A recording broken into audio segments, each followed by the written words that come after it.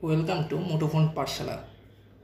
মুঠোফোন পাঠশালা সম্পর্কে যদি তোমাদের একটু বলি, মুঠোফোন পাঠশালা হচ্ছে একটি অনলাইন বিষয়ভিত্তিক শ্রেণীভিত্তিক কার্যক্রম, যেখানে আমরা সবসময় ক্লাস 6 থেকে 12 প্রতিটা ক্লাসে ভিডিও লেকচার এবং বিষয়ভিত্তিক আলোচনা করে থাকব। এছাড়াও আমরা বিভিন্ন বিষয়ে জ্ঞান প্রদান করে থাকব। আমরা চাই তোমরা যারা পড়াশোনা করছো তাদের মেধা বিকাশে আমরা আরেকটু সাহায্য করতে চাই। শিক্ষিত হওয়া, পাশ করা শিক্ষিত হওয়া এক কথা নয়, আমরা চাই শিক্ষিত করতে। শিক্ষিত মানে যারা সব কিছু জানে এবং সব কিছু বুঝতে পারে। তেমন একটি লেকচার নিয়ে আজ আমি হাজির হয়েছি। আমার নাম বাঁধন পাল সৈকত, আমি ফরিদপুর ইঞ্জিনিয়ারিং কলেজের ট্রিপলি ডিপার্টমেন্টের স্টুডেন্ট। আজকে আমরা যে বিষয় নিয়ে আলোচনা করবো সেটা হচ্ছে গতি। তোমরা সবাই জানো গতি নবম দশম শ্রেণী এবং ইন্টারমিডিয়েটের জন্য একটি সবচেয়ে বড় অধ্যায় বলে মনে করা হয়। গতি খুবই মজার সাবজেক্ট, আমি তোমাদের আগের থেকে লিখে রেখেছি সুবিধার্থে, ভিডিওর সুবিধার্থে। গতি খুবই মজার বিষয়, ভয় পাওয়ার কোনো কারণ নেই। আমি ধীরে ধীরে আলোচনা করব। প্রথম লেকচারে আমি সুন্দর মতো সংজ্ঞাগুলো আলোচনা করব এবং পরবর্তী লেকচারে গাণিতিক সমীকরণ, পরন্ত বস্তুর সূত্র এবং পরের লেকচারে লেখচিত্র সম্পর্কিত অঙ্ক এবং গাণিতিক সমস্যাগুলি নিয়ে আলোচনা করে থাকবো। আচ্ছা, প্রথমেই আসি গতি। তাহলে গতি কাকে বলে? প্রথম কথা আমরা জানতে হবে গতি কাকে বলে। সময়ের সাথে বস্তুর অবস্থানের পরিবর্তন ঘটাকে গতি বলে। এখন তোমরা প্রশ্ন করতে পারো, ভাইয়া আপনি যে বললেন সময়ের সাথে বস্তুর অবস্থানের পরিবর্তন ঘটাকে গতি বলে, তাহলে অবস্থানের পরিবর্তনটা কি? অবস্থানটা কি? সুন্দর প্রশ্ন। অবস্থানটা কি? আমরা অবস্থান বলতে, ধরো তুমি বললে তুমি মতিঝিল আইডিয়ালে পড়ো। মতিঝিল আইডিয়ালে পড়ো, একটা মানুষ চিনবে কীভাবে? তুমি বললে তোমার বাসা থেকে 4 কিলোমিটার দূরে স্কুলটি অবস্থিত। এটা দিয়ে সঠিক বা সুস্পষ্ট ধারণা পাওয়া যায় না। তুমি যদি বলো তোমার বাসা থেকে পূর্ব দিকে বা পশ্চিম দিকে বা উত্তর দিকে দক্ষিণ দিকে 4 কিলোমিটার দূরে অবস্থিত, তাহলে আমরা ধারণা করতে পারি তোমার বাসা থেকে 4 কিলোমিটার পূর্ব দিকে আমার যেতে হবে, তাহলে আমি তোমার মতিঝিল আইডিয়াল স্কুলটা পাবো। এখন স্যার বাসা কেন ধরলেন? বলতে পারো ভাইয়া বাসা কেন ধরলেন? আমরা বাসাকে একটা মূল বিন্দু বা প্রসঙ্গ বিন্দু নামে এখানে কল্পনা করেছি। এবার প্রশ্ন করলে প্রসঙ্গ বিন্দু কি? ঠিক আছে, প্রসঙ্গ বিন্দু কি সেটা তোমাদের ধারণা দেওয়ার জন্য আমি কিছু কথা বলি। ধরো তুমি রাস্তায় দাঁড়িয়ে আছো এবং তোমার পাশ দিয়ে রিক্সাটা চলে গেল। তুমি কি বলবে? রিক্সাটা তোমার সাপেক্ষে গতিশীল, কারণ তুমি দাঁড়িয়েছিলে। এখানে তুমি হলে মূল বিন্দু বা প্রসঙ্গ বিন্দু। এখন বলতে পারো ভাইয়া রিক্সার গাড়ি যদি একই সাথে চলে তাহলে কি হবে? রিক্সা আর গাড়ি যদি একই বেগে চলতে থাকে, তাহলে সময়ের সাথে তাদের মধ্যবর্তী দূরত্বের কোনো পরিবর্তন হবে না। এক্ষেত্রে একটির তুলনায় অপরটি গতিশীল ধরা হয়। আবার ধরো চলন্ত উড়োজাহাজে 2 বন্ধু তোমরা বসে গল্প করতে থাকো, তাহলে সময় পরিবর্তনের সাথে সাথে তোমাদের অবস্থানে কোনো পরিবর্তন হবে না। সুতরাং বলা যায় একজনের সাপেক্ষে আরেকজন স্থির। তাহলে তোমরা কি ধারণা করতে পারলে? যে আমার সাপেক্ষে, তোমার সাপেক্ষে যদি কোনো রিক্সা গাড়ি চলাচল করে, তাহলে তাকে আমরা গতিশীল বলে ধারণা করি। যেমন মনে করো এইটা হচ্ছে পেজ, এটা স্থির, কলমটা চলে গেল। এটা কি? পেজের সাপেক্ষে কলমটা গতিশীল। এবার বলতে পারো ভাইয়া পৃথিবী তো ঘুরে, তাহলে তো কোনো বস্তুই গতিশীল, পরম স্থিতি মানে স্থিতি না, কোনো বস্তুই তো দাঁড়ায় নাই, পৃথিবীর সাথে তো সেও ঘুরতেছে। ঠিক বলছো। এই জন্য আমরা বলে থাকি প্রসঙ্গ বস্তুটি যখন পরম স্থিতিতে থাকে তখন তার সাপেক্ষে অন্য কোনো বস্তু গতিশীল থাকলে তখন আমরা তাকে পরম গতি বলি। কিন্তু পৃথিবী কখনোই স্থিতি না, সে গতিময়। সুতরাং পৃথিবীতে পরম স্থিতি পাওয়া অসম্ভব। এই জন্যই আমরা বলে থাকি এই মহাবিশ্বের সকল বস্তুই, সকল স্থিতি আপেক্ষিক, সকল গতি আপেক্ষিক। আপেক্ষিক কেন? আমরা একজনের সাপেক্ষে আরেকজনেরটা তুলনা করি, আমরা ধরে নিচ্ছি পেজটা স্থির, কলমটা চলে গেল, তাহলে কি এখানে কলমটা গতিশীল। ঠিক আছে, তাহলে তোমরা অবস্থানটা বুঝতে পারলে যে অবস্থানের কথাটা কেন এখানে আছে, সময়ের সাথে বস্তুর অবস্থানের পরিবর্তন ঘটাকে গতি বলে। ঠিক আছে, এবার আমরা চলে যাই সরল রৈখিক গতি। গতির মধ্যে অনেকগুলো গতি আছে, সরল রৈখিক গতি, ঘূর্ণন গতি, চলন গতি, পর্যায়বৃত্ত গতি, সরল স্পন্দন গতি। তা প্রথমটা আমরা শিখি সরল রৈখিক গতি। কোনো কিছু যদি সরল রেখায় যায় তাহলে তার গতিটি হচ্ছে সরল রৈখিক গতি। সরল রেখা যায় মানে মনে করো একটি দাগ, এই বরাবর যদি একটি বল চলে যায় তাহলে এটা কি গতি? সরল রৈখিক গতি। উদাহরণ কি, একটি বলকে উপর থেকে ছেড়ে দিলে সেটা সোজা নিচের দিকে পড়ে, কাজেই সেটাও সরল রৈখিক গতি। বলকে তুমি যদি উপর থেকে নিচে ছেড়ে দাও, তার যদি কোনো বাধা না পায় তাহলে সে সর্বদা সোজা পথে নিচের দিকে পড়বে, তাহলে সেটা সরলরৈখিক গতি। এবার আসো ঘূর্ণন গতি। কোনো কিছু যদি একটা নির্দিষ্ট বিন্দুর সমদূরত্ব থেকে ঘুরতে থাকে সেটাকে ঘূর্ণন গতি বলে, যেমন বৈদ্যুতিক পাখার গতি, ঘড়ির কাঁটার গতি, জাতার গতি। এখন বলবা ভাইয়া কোনো কিছু যদি একটি নির্দিষ্ট বিন্দুর সমদূরত্ব থেকে ঘুরতে থাকে মানে, বৈদ্যুতিক পাখার কথা চিন্তা করো, এটা যদি বৈদ্যুতিক পাখা হয়, এই যে নির্দিষ্ট বিন্দুকে কেন্দ্র করে এরা চারিপাশে ঘুরছে, এই জন্য এটা কি? ঘূর্ণন গতি। ঘড়ির কাঁটাও তাই, ঘড়ির কাঁটা যে চিন্তা করো, এই যে এইভাবে ঘুরতেছে ঘড়ির কাঁটা, এই পথে ঘুরছে, তাহলে এটা কি? ঘূর্ণন গতি। জাতাও তাই। এবার আসো চলন গতি। কোনো কিছু যদি এমনভাবে চলতে থাকে যেন বস্তুর সকল কণা একই সময়ে একই দিকে যেতে থাকে, কোনো কিছু যদি এমনভাবে চলতে থাকে যেন বস্তুর সকল কণা একই সময়ে একই দিকে যেতে থাকে, তাহলে সেই গতিকে আমরা চলন গতি বলি।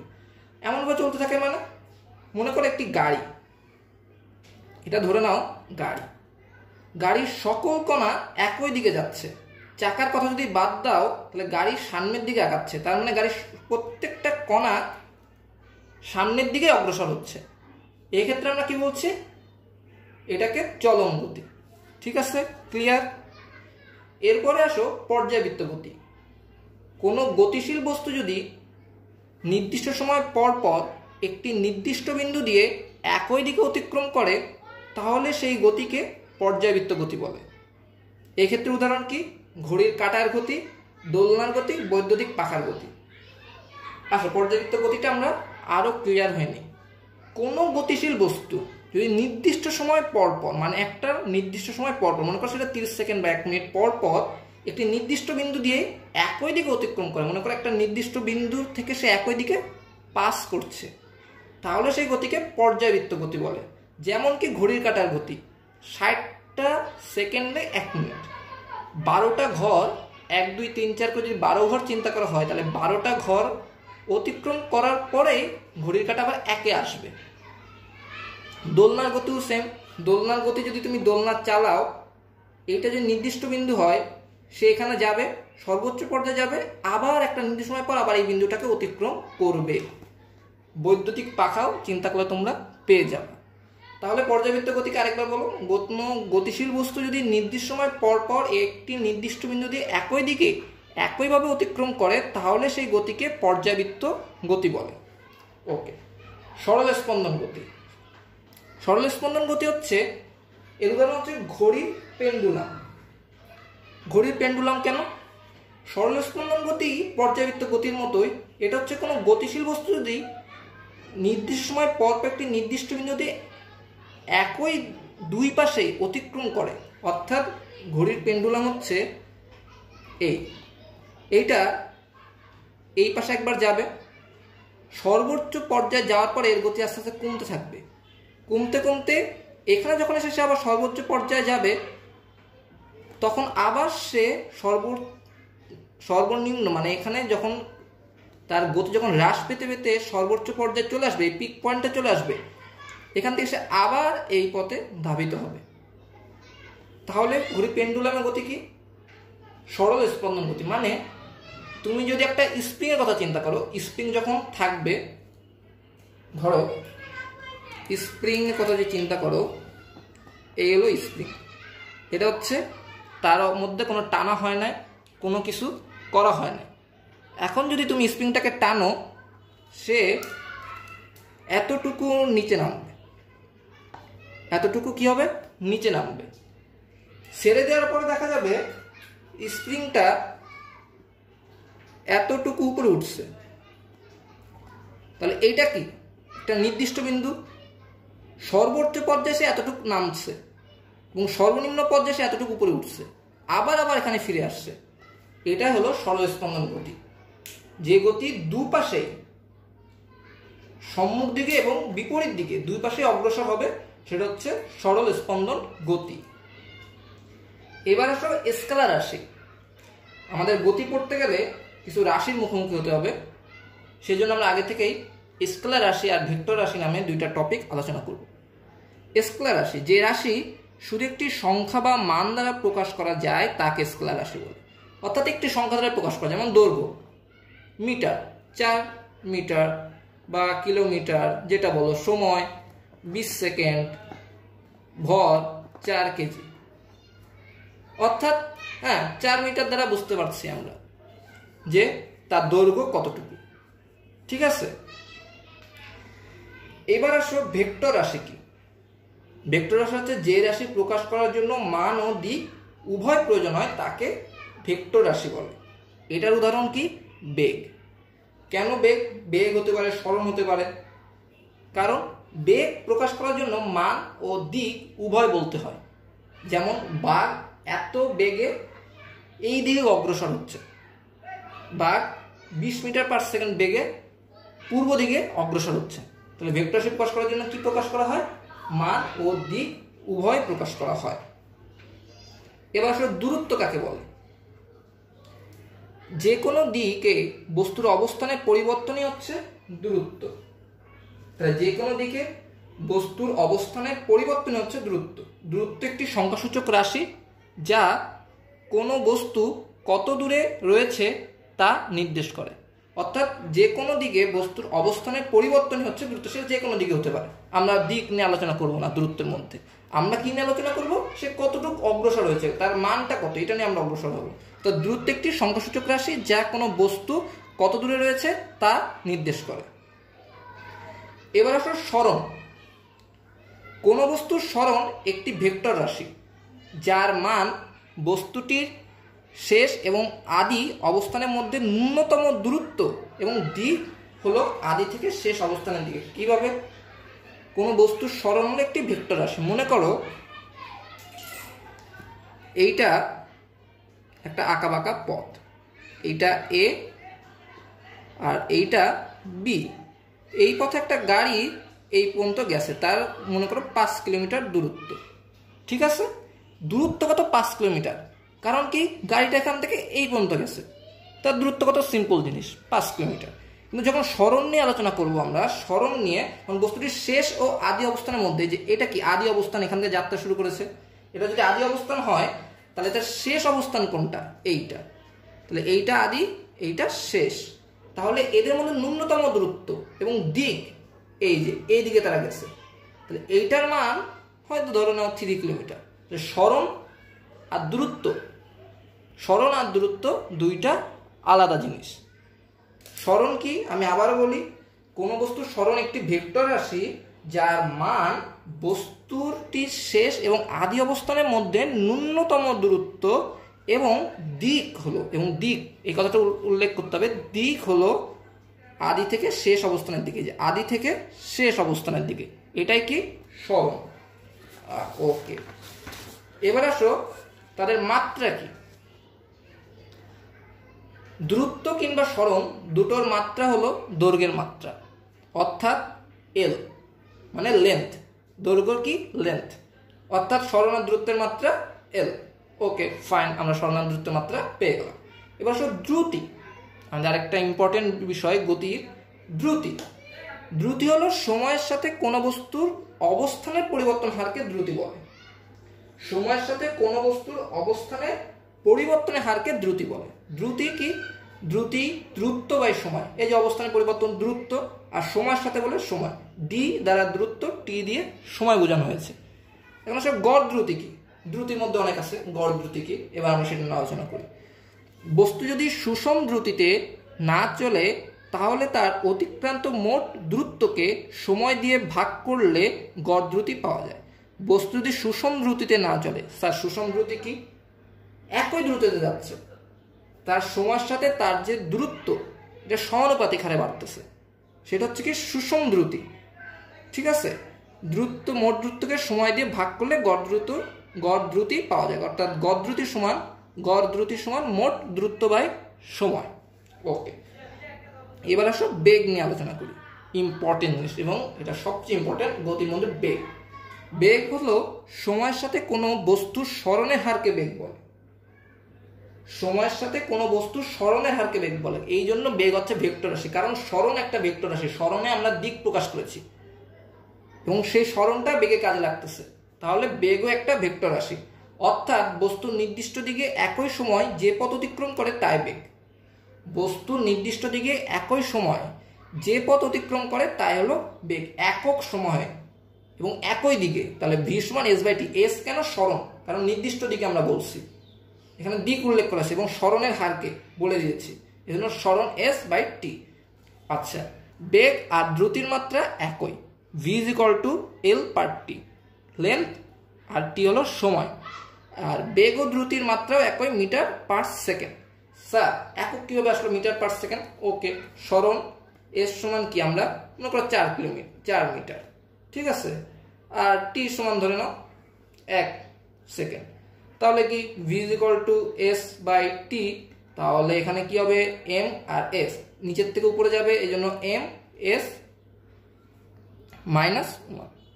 মাইনাস না মানে উপরে ইনভার্স 1, তাহলে মিটার পার সেকেন্ড বলা হয় একে। Okay fine. এখন বেগের মধ্যে কিন্তু অনেকগুলো বেগ থাকতে পারে, যেমন তাৎক্ষণিক বেগ। যদিও তোমরা জানো নবম দশম শ্রেণীতে তাৎক্ষণিক বেগ লাগবে না, তা আমি বলে দিই, কারণ ইন্টারে তোমাদের এটা কাজে লাগবে এবং ইন্টারে যারা পড়ো তারাও এটা দেখতে পারো। তো তাৎক্ষণিক বেগ কি, সময়ের ব্যবধান শূন্যের কাছাকাছি হলে বস্তুর সরণের হারকে তাৎক্ষণিক বেগ বলে। সময়ের ব্যবধান যদি শূন্যের কাছাকাছি মানে খুবই কম সময়ে 0.002 সেকেন্ডে, মিলি সেকেন্ডে একটা বস্তু এত দূর গেছে, এটা আমরা কিভাবে হিসাব করবো? সময়ের এই জন্য তাৎক্ষণিক বেগ দরকার, এটাকে প্রকাশ করার ডিফারেন্সিয়াল দরকার হবে। এই জন্য তোমাদের নবম দশম শ্রেণীতে এটা লাগবে না, কিন্তু যারা ইন্টার করো তাদের লাগবে। এবং সংক্ষেপে যদি বলো, সময় ব্যবধান শূন্যের কাছাকাছি হলে গড় বেগের সীমান্তিক মানকে তাৎক্ষণিক বেগ বা সংক্ষেপে বেগ বলে। তাহলে আরেকবার আমি বলে দিই, তাৎক্ষণিক বেগ যাদের জানার আগ্রহ আছে তারা জানতে পারবে। সময়ের ব্যবধান শূন্যের কাছাকাছি হলে বস্তুর সরণের হারকে তাৎক্ষণিক বেগ বা সংক্ষেপে বেগ বলা হয়। বেগের মধ্যে আরো আছে, মধ্যবেগ আছে, আপেক্ষিক বেগ আছে, সমমুখী বেগ আছে। তোমরা যদি এগুলো নিয়ে জানতে চাও আমাদের মেইল করতে পারো, ভিডিও শেষে আমরা একটা মেইল দিয়ে দিব, তোমাদের যা যা জানার আগ্রহ আছে, ইচ্ছা আছে, মেইল করবে, আমি তাদের সবার উত্তর দিব। এবং আমাদের একটা গ্রুপ আছে, মুঠোফোন পাঠশালা নামে ফেসবুকে গ্রুপ আছে, ওখানে তোমরা আমার কাছে জানতে পারো, ওখানে বিভিন্ন বিষয় নিয়ে আমরা আলোচনা করব। আচ্ছা, এখন আসলে আমরা ত্বরণ নিয়ে। কোনো একটি গতিশীল বস্তুর সময়ের সাথে বেগের পরিবর্তন হারকে ত্বরণ বলে। স্যার এখন বলতে পারো, ভাইয়া ত্বরণ গতিশীল বস্তুর সময়ের সাথে বেগের পরিবর্তন মানে সময়ের সাথে বেগের পরিবর্তন, অর্থাৎ বেগ মনে করো 4 কিলোমিটার পার সেকেন্ড বেগে সামনের দিকে অগ্রসর হচ্ছে। এই জন্য বলা যায় যে কোন একটি গতিশীল বস্তুর সময়ের সাথে বেগের পরিবর্তনের হারকে ত্বরণ বলে। ত্বরণ দুই প্রকার, এক সমত্বরণ, দুই অসমত্বরণ। এখন সমত্বরণ কি? ত্বরণ যদি সবসময় ধ্রুব হয় তবে তাকে সমত্বরণ বলে। অর্থাৎ এই যে দেখো 1 সেকেন্ডে 5 মিটার পার সেকেন্ড, আবার 1 সেকেন্ডে পরে 1 সেকেন্ডে 7 মিটার পার সেকেন্ড, অর্থাৎ 2 বাড়ছে, আবার পরে 1 মিটার পার সেকেন্ডে 9 মিটার পার সেকেন্ড, অর্থাৎ 2 করে বাড়তেছে। এখানে আমরা ত্বরণ কি বলবো? 2 মিটার পার সেকেন্ড স্কয়ার। ত্বরণকে কি দ্বারা প্রকাশ করা হয়? এখানে আমাদের ত্বরণ হবে 2 মিটার পার সেকেন্ড স্কয়ার। ওকে, এই যে গ্রাফটা তোমরা দেখো, এই গ্রাফটা যদি দেখো বুঝতে পারবে এটা হচ্ছে বেগ। বেগ বাই সময়ের গ্রাফে যদি এমন সরলরেখা হয় গ্রাফটা, তাহলে সেটা হচ্ছে সমত্বরণ। এখন আসো অসমত্বরণ। সময়ের সাথে সাথে যদি ত্বরণের ভিন্ন ভিন্ন মান হয় তখন তাকে অসমত্বরণ বলে। অর্থাৎ দেখো 1 সেকেন্ডে 5 মিটার পার সেকেন্ড ছিল, পরে 1 সেকেন্ডে 7, অর্থাৎ 2 বার সেকেন্ডে, ঠিক আছে ফাইন স্যার, ঠিক আছে এই পর্যন্ত ফাইন, ওকে। পরের 1 সেকেন্ডে 3 বার, এটাই হলো অসমত্বরণ। আর গ্রাফটার দিকে যদি দেখো বক্ররেখা হয়ে গেছে, গ্রাফটা বক্ররেখা। এই পাশে দেখো বেগ, এখানে দেখো সময়, সে সময়ের সাথে সাথে নির্দিষ্ট দিকে একই ত্বরণ তার ছিল না, এজন্য কি হয়েছে, গ্রাফটা বক্ররেখা হয়ে গেছে। ত্বরণের মধ্যে আরো অনেক ত্বরণ আছে। তাৎক্ষণিক ত্বরণ। তাৎক্ষণিক ত্বরণ কি, কোন একটি গতিশীল বস্তুর সময় ব্যবধান শূন্যের কাছাকাছি হলে বেগের পরিবর্তন হারকে তাৎক্ষণিক ত্বরণ বলে। একই কথা, তাৎক্ষণিক বেগের মতো তাৎক্ষণিক ত্বরণেও সময় ব্যবধান শূন্যের কাছাকাছি হলে সেই ত্বরণটা হিসাব করার জন্য তাৎক্ষণিক ত্বরণ বলা হয়। ত্বরণের মধ্যে মন্দন আছে। মন্দন কি, যদি ত্বরণের মান কমে যায়, হ্যাঁ ত্বরণের মান কমতে পারে, ত্বরণের মান ঋণাত্মক হতে পারে। ত্বরণ যেটা সামনের দিকে যাচ্ছে এটা হচ্ছে ত্বরণ, ত্বরণ বাড়তেছে, বেগের মান বাড়তেছে, মানে সময়ের সাথে সাথে বেগের পরিবর্তন বাড়তেছে, এই জন্য ত্বরণ কি হচ্ছে, বাড়তেছে। যদি ত্বরণের মান কমে যায়, যদি এর মান কমে যায়, অর্থাৎ তার ইউর মান আদি বেগ যদি বেশি হয় শেষ বেগের থেকে, তাহলে তার মানটা কি হতে পারে, ঋণাত্মক হতে পারে। এদিকে দেখো তোমরা, যদি ইউর মান, যদি ইউ এর মান বেশি হয় আর ভি এর মান যদি কম হয়, অর্থাৎ শেষ বেগের মান কম এবং আদি বেগের মান বেশি হয়, তাহলে ত্বরণ এ মাইনাস হতে পারে, সেটাকে বলা হয় মন্দন। তাহলে শেষ বেগ মাইনাস আদি বেগ বাই অতিক্রান্ত সময়, এটা হচ্ছে ত্বরণের সূত্র বের করা। A is equal to V minus U divided by T. A হচ্ছে ত্বরণ, ভি শেষ বেগ, ইউ আদি বেগ আর টি সময়। ত্বরণের মাত্রা কি, ত্বরণের মাত্রা হচ্ছে এল পার টি স্কোয়ার। ত্বরণের মাত্রা এল পার টি স্কোয়ার এবং ত্বরণের একক মিটার পার সেকেন্ড স্কোয়ার। ত্বরণের একক কি, মিটার পার সেকেন্ড স্কোয়ার। এবং এটা দিয়ে একটা ছোট্ট সূত্র তোমরা এখনই শিখে রাখো, V is equal to U plus at. একটা হচ্ছে যদি সে আদি বেগ নিয়ে, অর্থাৎ ইউ আদি বেগ নিয়ে এবং ত্বরণ নিয়ে সে যাত্রা শুরু করে, তাহলে তার আমরা শেষ বেগটা ইজিলি বের করতে পারবো, সেটা হচ্ছে V is equal to U plus at. আর যদি তার আদি বেগ না থাকে, অর্থাৎ স্থির অবস্থা থেকে সে যাত্রা শুরু করছে, স্থির অবস্থা থেকে যাত্রা শুরু করতেই পারে, নট ফ্যাক্ট, এটা স্থির অবস্থা থেকে কোনো বস্তু যাত্রা শুরু করতেই পারে, তাহলে বস্তুটি যদি স্থির অবস্থা থেকে যাত্রা শুরু করে, তাহলে তার সূত্র হচ্ছে, ভি বের করার সূত্র হচ্ছে ভি ইজ ইকুয়াল টু এটি। তোমরা জেনে থাকবা পৃথিবীরও একটা নিজস্ব ত্বরণ আছে, সেটাকে আমরা বলি মাধ্যাকর্ষণ জনিত ত্বরণ। মাধ্যাকর্ষণ জনিত ত্বরণ, যেটাকে জি দ্বারা প্রকাশ করা হয়, এবং এটার মান 9.8 মিটার পার সেকেন্ড স্কোয়ার। এটার মান কত, 9.8 মিটার পার সেকেন্ড স্কোয়ার। যদি মনে করো উপর থেকে একটা বল পড়তেছে, বল ফেলা দিচ্ছে, তুমি সাত থেকে একটা বল ফেলা দিচ্ছে, তখন তার জন্য শেষ বেগটা কিভাবে বের করবা, V is equal to G T. G কি, মাধ্যাকর্ষণ জনিত ত্বরণ। এখন জির মান মেরু অঞ্চল এবং উষ্ণ অঞ্চলে কিছুটা কমে এবং বাড়ে। এই নিয়ে আমরা পরবর্তীতে তোমাদের সাথে আরো আলোচনা করব। তো আজকের লেকচারে আমরা এতটুকুই শিখলাম। পরবর্তী লেকচারে আমরা গাণিতিক বস্তুর সমীকরণ এবং পরন্ত বস্তুর সূত্র নিয়ে আলোচনা করব, এবং পরের লেকচারে, লেকচার 3তে আমরা গ্রাফের অঙ্ক নিয়ে আলোচনা করব। আশা করি তোমরা আমাদের পাশে থাকবে এবং মুঠোফোন পাশলাতে সবাই অংশগ্রহণ করবে। ধন্যবাদ।